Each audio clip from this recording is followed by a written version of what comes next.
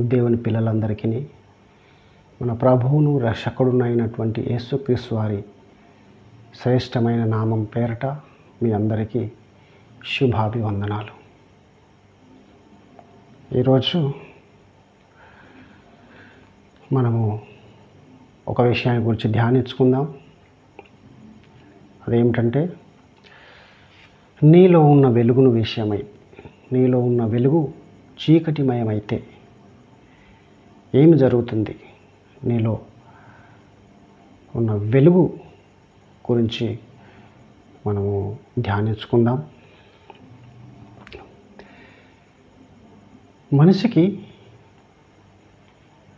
మనిషి యొక్క హృదయంలో వెలుగు ఉంటుంది. ఆ వెలుగు జ్ఞానపు వెలుగు, సత్యమైన వెలుగు. అది దేవుడు మనకు ఇచ్చినటువంటి వెలుగు. ఆ వెలుగు గనక మనకు లేకపోతే దిశానిర్దేశం జరగదు. మన జీవితం ఎటు పయనిస్తుందో తెలియదు, గమ్యానికి చేరుకోదు. కనుక మనలో ఉన్నటువంటి ఆ జ్ఞాన జ్యోతి అది మనకు దిశానిర్దేశం చేస్తుంది. ఎటు వెళ్ళాలో, ఏమి చేయాలో, ఏమి మాట్లాడాలో మన జీవితం అంతటికి చుక్కాని అయి నడుపుతూ ఉంటుంది. అదే మనలో ఉన్నటువంటి కాన్షియస్నెస్, మనలో ఉన్నటువంటి స్పృహ, మనలో ఉన్నటువంటి చైతన్యం. అది దేవుడు ప్రతి మనిషికి ఇచ్చినటువంటి ఆ జ్ఞానపు వెలుగు, జ్ఞాన జ్యోతి అని కూడా అనొచ్చు. ఆ యొక్క జ్యోతి దేవుడు ప్రతి మనిషికి అనుగ్రహించాడు. ఈ లోకంలో ఎందరో దారి తప్పి నాశనం వైపుకు పయనిస్తున్నారు. ఎందరో జీవితాలు నాశనం అయిపోయాయి. ఎందుకు? వారి జీవితం అంధకారం అయిపోయింది. వారిలో ఉన్నటువంటి వెలుగు అంధకారం అయిపోయి వారికి చుక్కాని లేని పడవలాగా దిశానిర్దేశం జరగక వారు అక్రమమైన మార్గాలలో పయనించి తమ జీవితాలని అంతం చేసుకున్నారు. తమ జీవితాల్లో వెలుగులు లేక అయోమయ స్థితిలో ఉండి ఎటు వెళ్ళాలో, ఏమి చేయాలో తోచని స్థితిలో ఉండి వారు అర్ధాంతరంగా చనిపోయినటువంటి పరిస్థితి ఎందరో జీవితాల్లో ఉన్నాయి. కానీ క్రైస్తవ జీవితం మాత్రం అలాంటిది కాదు. క్రైస్తవునికి ఒక వెలుగు ఉన్నది. ఆ వెలుగు ప్రభు అయిన యేసుక్రీస్తుల వారు. ఆయన మన హృదయాల్లో ఉన్నట్లయితే మనము దారి తప్పిపోయే పరిస్థితి ఉండదు. మనం చక్కగా తినని మార్గంలో వెళ్ళిపోతూ మన జీవితాన్ని చక్కగా నడుపుకుంటాం. కాబట్టి మనలో ఉన్నటువంటి ఆ వెలుగుని గురించి మనము ధ్యానించుకుందాం. మనలో ఎంత మాత్రమో చీకటి లేదు, కానీ మనము వెలుగుమయంగా ఉన్నాం. కాబట్టి దాని విషయమైనటువంటి ఈరోజు మన ధ్యానం అంశం కాబట్టి మనం ప్రార్థన చేసి ప్రార్థన ద్వారా ప్రారంభించుకుందాం. కళ్ళు మూసుకున్నట్లయితే ప్రార్థన చేద్దాం. ప్రభు అయిన దేవా, మీకు వందనాలు. ఈ లోకానికి మీరు వెలుగై ఉన్నారు. ఈ లోకానికి మీరు జ్ఞాన జ్యోతి అయి ఉన్నారు. ప్రభా, మిమ్మల్ని ఎవరైతే స్వీకరిస్తారో వారికి వెలుగై వారి జీవితాలని ఉదయింపజేస్తారు. ప్రభా, మీకు వందనాలు. ఇదిగో తండ్రి, ఈ యొక్క వాక్యాన్ని మేము ధ్యానిస్తుండగా తండ్రి, ఇదిగో ప్రభా, మీ జ్ఞాన భాండాగారంలో నుండి ప్రభా, ఇదిగో మా హృదయాలలోనికి ఆ వెలుగుని ప్రసాదింపచేయమని వేడుకుంటున్నాం. ఆ జ్యోతిని ప్రకాశింపజేయమని, కాంతింపచేయమని, మా జీవితాలను ఉద్ధరింపజేయమని, మా జీవితాలలో గొప్ప వెలుగుని మేము నింపమని వేడుకుంటున్నాం. ప్రభా, ఈ యొక్క వాక్యము ప్రభా వివరిస్తుండగా తండ్రి, మీరు నా హృదయంలో తండ్రి ఉండి ప్రభా బయలుపరచమని, ఏ విధంగా ఆ ధ్యానం చేసుకోవాలో దానిని నాకు తెలియపరచమని, మాకందరికీ నీ వెలుగై ఉండమని మా ప్రభు అయిన యేసుక్రీస్తు వారి పేరట ప్రార్థించి వేడుకుంటున్నాం పరమ తండ్రి. ఆమేన్. సరే, మనము బైబిల్ గ్రంథాన్ని, మనము పరిశుద్ధమైనటువంటి గ్రంథాన్ని తీసుకొని మనం చూసుకుందాం. లూకా సువార్త 11వ అధ్యాయం 33 నుంచి 30 వరకు చూద్దాం. లూకా సువార్త 11వ అధ్యాయం 33 నుంచి 36 వచనాల వరకు మనం చూసుకున్నట్లయితే అక్కడ వెలుగుని గురించినటువంటి ప్రస్తావన ఉంటుంది.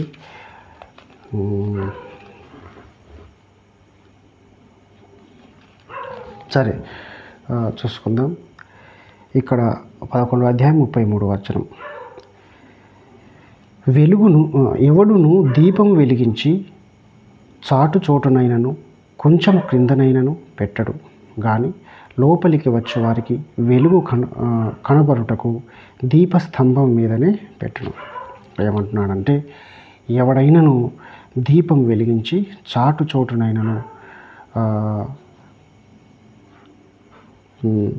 కొంచెము కిందనైనను పెట్టడు. ఎవరైనా సరే దీపాన్ని వెలిగించి ఒక కొంచెం కిందనో లేదా చాటు చోటును ఒక బాస్కెట్లో పెట్టడు. ఎందుకంటే అది వచ్చేవారికి అందరికీ వెలుగు ఇవ్వాలని. చాటు చోటున పెడితే దాన్ని వెలిగించే అవసరమే లేదు కదా. కాబట్టి ఎవ్వడును కూడా ఈ లోకంలో దీపాలని చాటు చోటున పెట్టడు. దాన్ని ఎక్కడ పెడతారట? దీపస్తంభం మీదనే పెడతారు. లోపలికి వచ్చే వారికి వెలుగు కనబడుటకు దీపస్తంభం మీదనే పెట్టడు. ఇక్కడ దేని గురించి ఆయన ప్రస్తావిస్తున్నాడంటే, వెలుగును గురించి, దీపం గురించి, ఈ లోకానికి దిశానిర్దేశం చేసేది, గమ్యస్థానానికి చేర్చేది, తేటగా కనబడటానికి, అతని అడుగులు ముందుకు పయనించటానికి కావలసింది వెలుగు.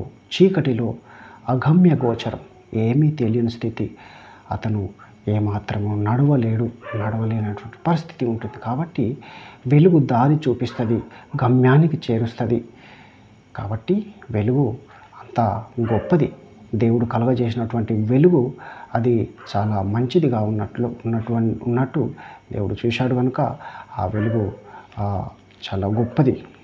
అటువంటి వెలుగుని ఎవడు వెలిగించి, ఏమంటున్నాడు? ఎవడు దీపం వెలిగించి దానిని చాటు చోటునైనను కొంచెం కిందనైనా పెట్టడు, కానీ లోపలికి వచ్చే వారికి వెలుగు కలుగుటకు దీపస్తంభం మీదనే పెట్టుడు.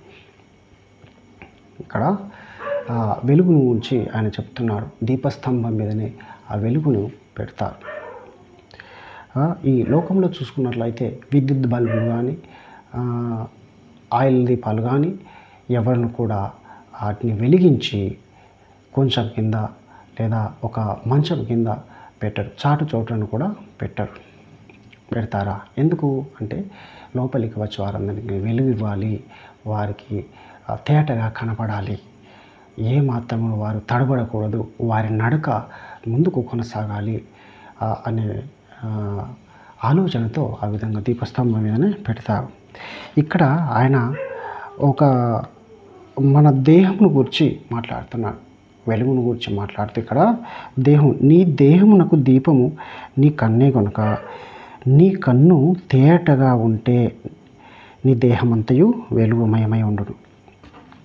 ఇక్కడ దేహానికి ఏ విధంగా ఈ లోకంలో ఒక దీపము ఉంటుందో, ఆ దీపము ద్వారా, ఆ దీపపు వెలుగు ద్వారా మనుషులు తమ జీవితాలని చక్కదిద్దుకుంటారో, నడుస్తారో, అదేవిధంగా మన శరీరానికి కూడా ఒక దీపం అవసరం. ఆ దీపము ఏమంటున్నాడంటే మన కన్ను గురించి చెప్తున్నాడు. నీ దేహమునకు దీపము నీ కన్నే కనుక, నీ కన్ను తేటగా ఉంటే నీ దేహమంతయు వెలుగుమయమై ఉండును అంటున్నాడు. కన్ను తేటగా ఉండాలంట. కళ్ళు కనిపించే వారికి కళ్ళు తేటగానే ఉంటాయి. కానీ ఆయన దేని గురించి చెప్తున్నాడంటే, తేటగా ఉంటే నీ దేహమంతయు వెలుగుమయమై ఉండును. కన్ను తేటగా ఉండాలంటున్నాడు. కన్ను తేటగా అంటే మనము చూసే చూపు, మనము ఈ లోకంలోని ప్రతి ఒక్కరిని ఏ దృష్టితో చూస్తున్నాం, ఒక చూపుని గురించి చెప్తున్నాడు. మన వైఖరి ఎలా ఉండాలి, మనం మానవుల పట్ల వ్యవహరించే వ్యవహారం ఎలా ఉండాలి, పొరుగు వారిని మనం చూసే విధానం ఎలా ఉండాలి అని ఇక్కడ చూపుని గురించి చెప్తున్నాడు. మనలో ఉన్నటువంటి ఆలోచన గురించి చెప్తున్నాడు. ఇక్కడ కన్ను తేటగా ఉంటే నీ దేహమంతయు తే వెలుగుమయమై ఉండును అని ఇక్కడ చెప్తున్నాడు. కన్ను తేటగా ఉండడం ఏంటి? కన్ను తేటగా ఉంటే దేహం మనకు కనబడుతుంది, మనం ముందు కొనసాగిపోతాం. కానీ ఇక్కడ ఈ తేటగా అనే విషయం మన హృదయం గురించి చెప్తున్నాడు. ఎదుటి వాళ్ళ పట్ల మనకు ఉన్నటువంటి వైఖరి ఎలా ఉండాలి? మనము మత్సరంతో చూస్తున్నామా?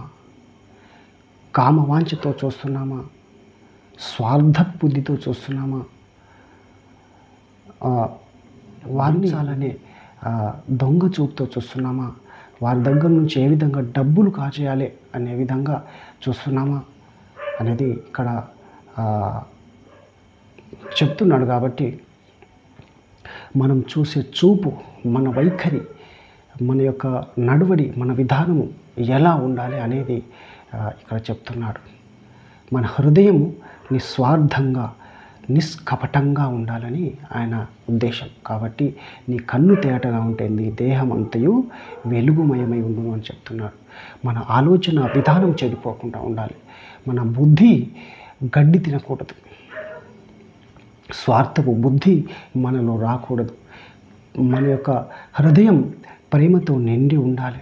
మన యొక్క హృదయం అనురాగంతో, ఆప్యాయతతో, కరుణతో, జాలితో, కృపతో నిండి ఉండాలి అని యేసుప్రభు యొక్క ఉద్దేశం. కాబట్టి నీ కన్ను తేటగా ఉండాలంటున్నాడు. నీ హృదయము నిష్కపటంగా ఉండాలని ఆయన చెప్తున్నాడు. కాబట్టి మన యొక్క హృదయము ఏ కపటం లేకుండా, కల్లా కపటం లేని విధంగా ఉండాలని ఆయన చెప్తున్నాడు. మనం ఒకవేళ మత్సరం కలిగి చూసినట్లయితే అది తేటగా లేదన్నమాట.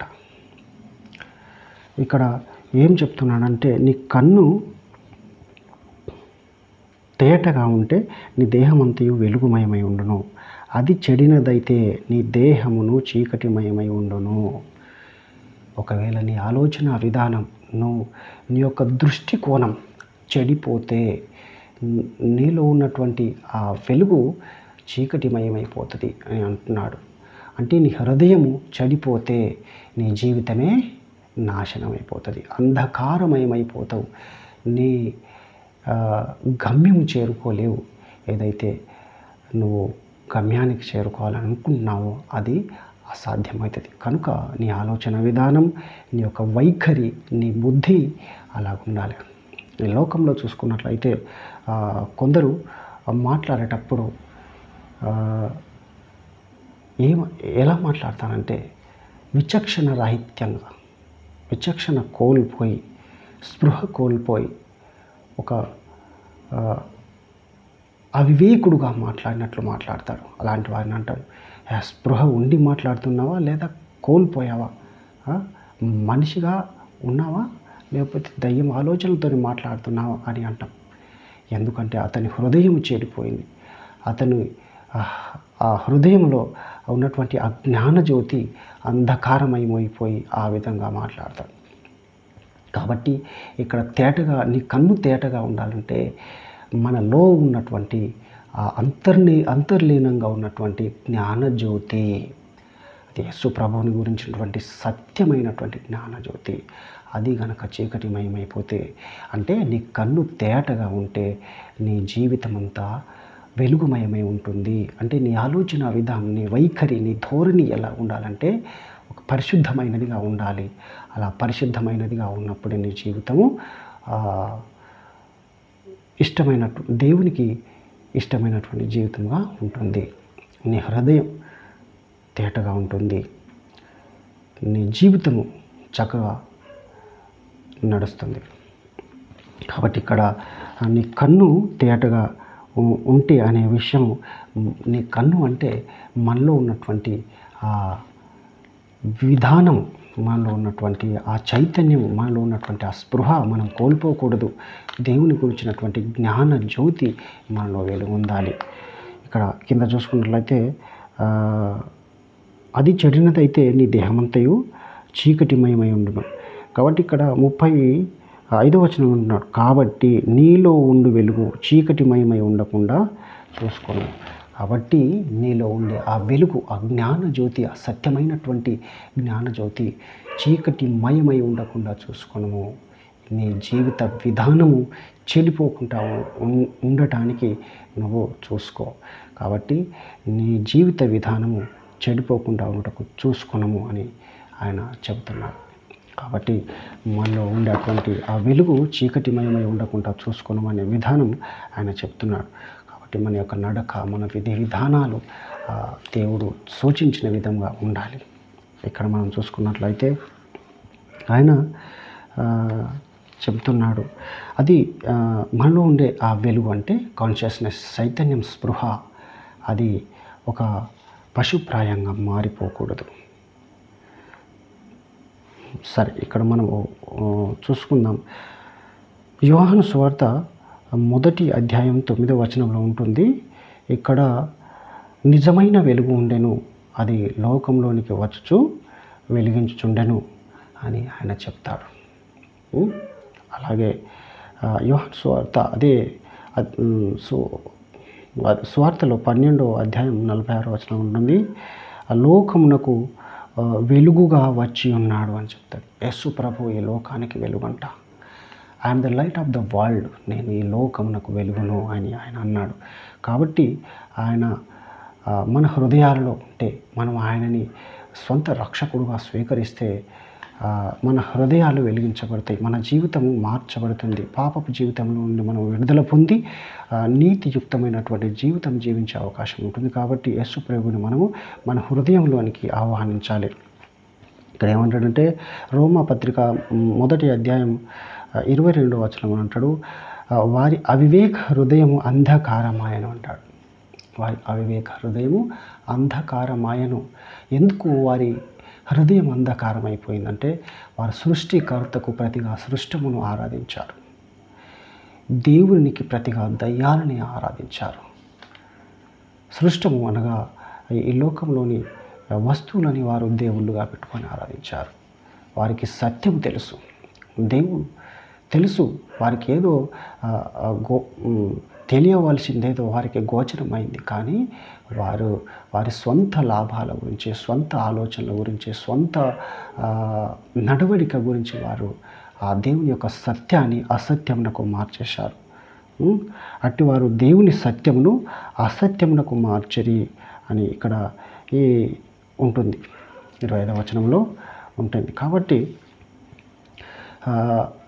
మనము చెడిపోకుండా, నాశనానికి వెళ్ళిపోకుండా ఉండాలంటే మనలో ఉన్నటువంటి ఆ జ్ఞానజ్యోతి వెలుగొందింపబడాలి. మనం ఈ లోకానికి వెలుగుగా మారాలి. అప్పుడు యేసు ప్రభు కోరుకున్నటువంటి జీవితం జీవిస్తాం. ఇక్కడ చూసుకున్నట్లయితే ఇంకొక వచనం చూసుకుందాం. సువార్త 8వ అధ్యాయం 12వ వచనం చూసుకుందాం. యోహాను సువార్త 8వ అధ్యాయం 12వ వచనం. కాబట్టి నేను లోకమునకు వెలుగును. ఆయన మరలా యేసు ఏమంటున్నాడు, నేను లోకమునకు వెలుగును, నన్ను వెంబడించువారు చీకటిలో నడవక జీవపు వెలుగు కలిగి ఉండునని వారితో చెప్పాను. ఏమంటున్నాడంటే, యేసు ప్రభుల వారు అంటున్నాడు, నేను లోకమునకు వెలుగును.